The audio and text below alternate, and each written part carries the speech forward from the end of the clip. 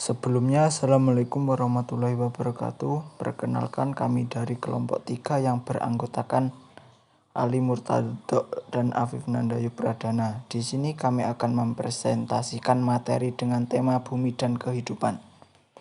Namun sebelumnya teman-teman harus mengetahui bahwa bumi dan kehidupan merupakan satu kesatuan yang sangat dipelihara oleh manusia. Karena manusia itu sendiri bertempat di keduanya, maka dari itu penting bagi kita untuk mempelajarinya dan mendalaminya.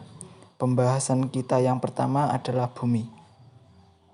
Bumi adalah planet ketiga dari 8 planet dalam tata surya. Diperkirakan usianya mencapai 4,6 miliar tahun. Jarak antara bumi dengan matahari adalah 1406 juta kilometer atau 1 AU. Bumi kita tidak bulat sempurna, melainkan papat pada kutub-kutubnya dan menggelembung pada ekuatornya. Jari-jari kutub bumi adalah 6.356,8 km, sedangkan pada ekuator jari-jarinya 6.372 km. Pepatnya bola bumi ini disebabkan pada saat baru terbentuk bumi belum terlalu padat dan rotasinya membuat menggelembung pada bagian yang tegak lurus sumbu rotasi, yaitu bagian ekuator. Bumi terbentuk sekitar 4,54 miliar tahun yang lalu dan kehidupan sudah muncul di permukaannya paling tidak sekitar 3,5 miliar tahun yang lalu. 2. Kehidupan. Kehidupan adalah ciri yang membedakan objek fisik yang memiliki proses biologis, yaitu organisme hidup, dengan objek fisik yang tidak memilikinya, baik karena fungsi-fungsi tersebut telah berhenti, karena telah mati, atau karena mereka tidak pernah memiliki fungsi tersebut dan diklarifikasikan sebagai benda mati. Ilmu yang berkaitan dengan studi tentang kehidupan adalah biologi. Kehidupan hadir dalam berbagai bentuk organisme di bumi, seperti tumbuhan, hewan, fungsi, protista, arkea, dan bakteri. Organisme hidup mengalami metabolisme, mempertahankan homotasi. Organisme memiliki kemampuan untuk tumbuh, menanggapi rangsangan, berproduksi, dan melalui seleksi alam beradaptasi dengan lingkungan mereka dalam generasi berturut-turut. Organisme hidup yang lebih kompleks dapat berkomunikasi melalui berbagai cara. Sifat-sifat umum dalam organisme ini yaitu sel berbasis karbon dan air dengan organisme kompleks dan informasi genetik yang bisa diwariskan. 3. Atmosfer, hidrosfer, dan litosfer. Atmosfer. Bumi dikelilingi oleh selimut gas yang disebut udara atau atmosfer.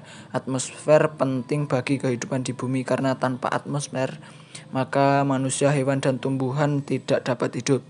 Atmosfer juga bertindak sebagai pelindung kehidupan di bumi dan radiasi matahari yang kuat pada siang hari dan mencegah hilangnya panas di ruang angkasa pada malam hari.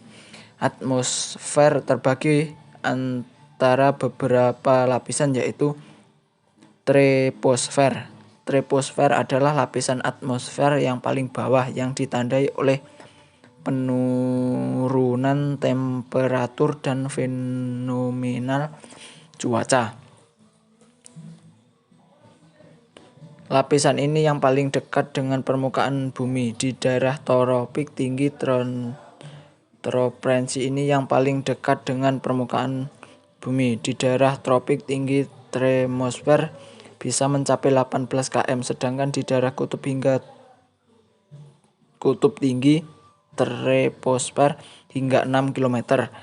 Gejala cuaca sehari-hari seperti awan, embun, hujan, salju, angin terjadi pada lapisan ini.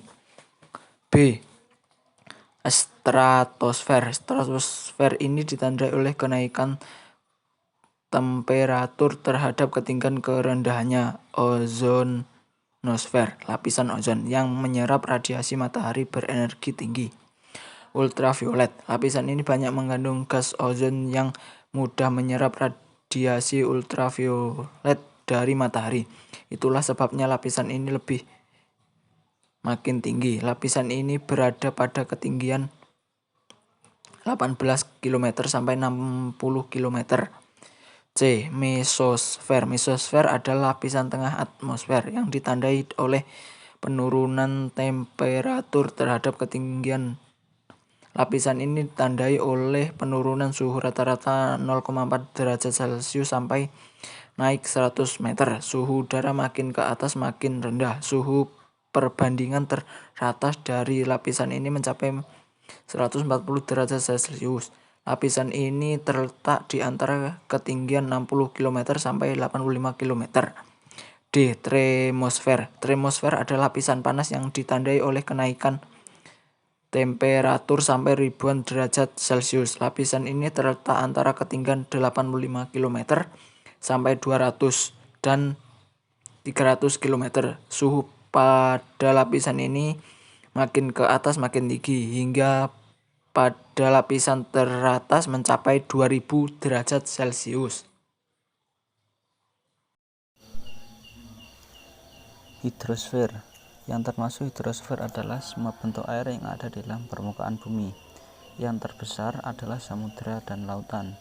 Dikatakan bahwa perbandingan antara samudera dan lautan berkisar antara 72% dan 28%. Artinya 72% muka bumi ini berupa air, sedangkan 28% berupa daratan. Air adalah bahan yang ditemui pada dalam ketiga fase atau wujud, yaitu padat berupa es, cair dan gas berupa uap air. Dalam bentuk padat, air berada dalam atmosfer sebagai salju dan sebagai kristal es atau batu es. Di dalam awan, es tampak pada bumi dalam bentuk ladang hijau salju.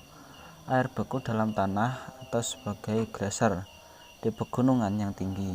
Es juga tampak sebagai gunung di samudera dan sebagai air beku di danau. Dalam bentuk glaser, ia dapat merubah bentuk daratan. Hidrosfer mempunyai pengaruh yang besar terhadap atmosfer karena air yang menguap akan membentuk awan yang selanjutnya menimbulkan hujan kembali ke laut lagi. Siklus air semacam itu berlangsung berabad-abad. Siklus itu menyebabkan air laut menjadi asin karena garam mineral yang mudah larut pada kerak bumi terbawa ke laut secara terus-menerus. Air dari laut, sungai, danau menguap ditambah penguapan dari vegetasi akan membentuk awan. Awan yang dibawa oleh angin ke tempat yang lebih tinggi akan mengalami pendinginan atau kondensasi sehingga terurai menjadi titik-titik air yang karena gaya beratnya akan turun ke muka bumi sebagai hujan. Setelah sampai di permukaan bumi, sebagian mengalir di atas permukaan dan sebagian lagi masuk ke dalam bumi, sehingga terjadi aliran atas permukaan bumi dan aliran bawah permukaan bumi, mengisi kembali danau, sungai, dan laut serta diserap mulai oleh tumbuhan. Dengan demikian terjadi siklus hidrologi. Pada saat hujan, air hujan akan membawa oksigen dan karbon dioksida yang ada di udara ke dalam sungai, danau, dan laut sehingga memungkinkan bisa ada kehidupan dalam air. Yang selanjutnya adalah litosfer. Litosfer berasal dari dua kata, yaitu litos yang berarti batuan dan sfera yang artinya bulatan. Litosfer adalah bagian bumi yang vital bagi kehidupan manusia, berupa benua, daratan, pulau-pulau, tempat tinggal, dan tempat melangsungkan kehidupan manusia. Lapisan ini terdiri dari dua lapisan, yaitu lapisan sial, yaitu kulit bumi yang tersusun atas logam silisium dan aluminium, senyawa dalam bentuk CO2 dan Al2O3. Dalam lapisan ini terdapat batuan antara lain batuan sedimen, granit, andesit, dan batuan metamorf. Lapisan sial disebut juga lapisan kerak bersifat padat dan kaku yang memiliki ketebalan kurang lebih 35 km dengan berat jenis rata-rata 2,65. Kerak ini dibagi menjadi dua, yaitu kerak benua dan kerak samudera. Yang kedua adalah lapisan sima, yaitu kulit bumi yang tersusun atas logam silisium dan magnesium dalam bentuk senyawa CO2 dan MgO. Lapisan ini mempunyai berat jenis yang lebih besar daripada lapisan sial karena mengandung besi dan magnesium, yaitu mineral ferromagnesium dan batuan basalt. Lapisan sima merupakan bahan yang bersifat elastis dan mempunyai ketebalan rata-rata 65 km. Batuan kulit bumi dapat dibagi menjadi 3 golongan, yaitu batuan beku, batuan sedimen, dan batuan metamorf. Peran ekologi dalam ilmu lingkungan. Ekologi diperlukan sebagai landasan dalam mempelajari lingkungan. Ekologi memberikan bekal pengetahuan dan contoh kasus yang bisa digunakan untuk hidup selaras dengan alam. Menurut Ernest Haeckel, ekologi merupakan ilmu yang mempelajari tentang makhluk hidup dalam rumahnya atau rumah tangga makhluk sosial. Dengan kata lain, ekologi merupakan ilmu yang mempelajari tentang bagaimana makhluk hidup berinteraksi dengan lingkungan biologis dan fisik dalam menjalankan kehidupannya, dan bagaimana interaksi tersebut mempengaruhi distribusi dan kelimpahan suatu jenis makhluk hidup. Makhluk hidup dapat bertahan hidup karena kebutuhan hidupnya terpenuhi, makanan cukup, oksigen untuk bernapas cukup, suhu lingkungan yang cocok. Itu semua dipelajari, dan kemudian dipelajari pula bagaimana jumlah serta distribusi jenis makhluk hidup bisa mempengaruhi kondisi biologis dan fisik suatu lingkungan. Ekologi ekosistem merupakan suatu studi untuk mempelajari tentang komponen biotik dan abiotik dari suatu ekosistem dan bagaimana interaksi yang terjadi di antara komponen-komponen tersebut. Hal tersebut penting untuk membantu kita memahami bagaimana memelihara kelestarian lingkungan yang berkualitas baik, sehingga produktivitasnya dapat terpelihara.